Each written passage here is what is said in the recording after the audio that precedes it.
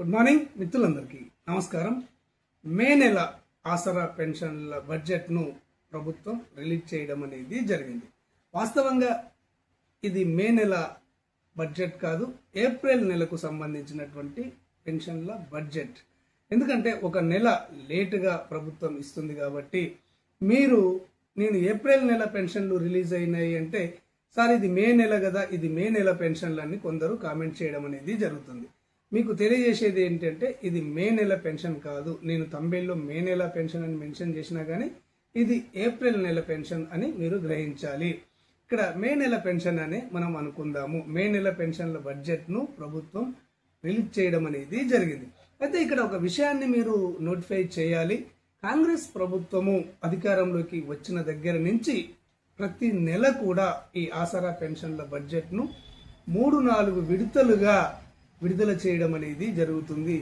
ఎందుకు ఈ 3-4 విడతలుగా రిలీజ్ చేస్తున్నారు అంటే బ్యాలెన్స్ లేదు, సరైనటువంటి నిధులు అందుబాటులో లేవు. నిధుల అందుబాటును బట్టి 3-4 విడతలుగా ఈ పెన్షన్లను రిలీజ్ చేయడం జరుగుతుంది అని ఉన్నతాధికారులు తెలియజేయడం అనేది జరుగుతుంది.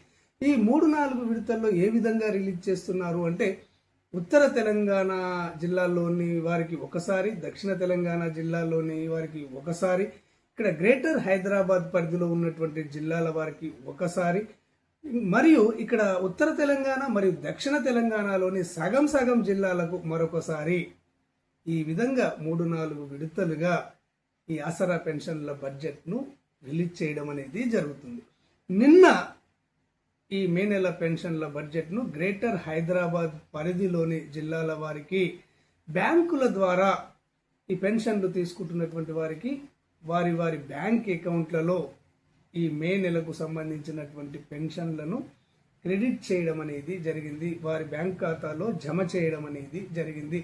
ఇది స్వయంగా హైదరాబాద్లోని కుకట్పల్లి నుంచి మనకు చాలా మంది ఫోన్ చేసి చెప్పడం జరిగింది, మరియు కామెంట్ రూపంలో కూడా తెలియజేయడం అనేది జరిగింది.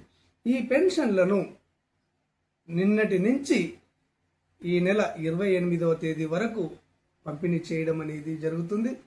మరికొన్ని జిల్లాల్లో ఈరోజు ఆ జిల్లాలకు పెన్షన్లను రిలీజ్ చేయడం అనేది జరుగుతుంది. మరికొన్ని జిల్లాలకు 24వ తేదీన విడుదల చేయడం అనేది జరుగుతుంది. ఈ రోజు మరియు 24వ తేదీన విడుదల చేసే జిల్లాల వారికి ఈ నెల 31వ తేదీ వరకు ఈ పెన్షన్లను పంపిణీ చేయడం అనేది జరుగుతుంది.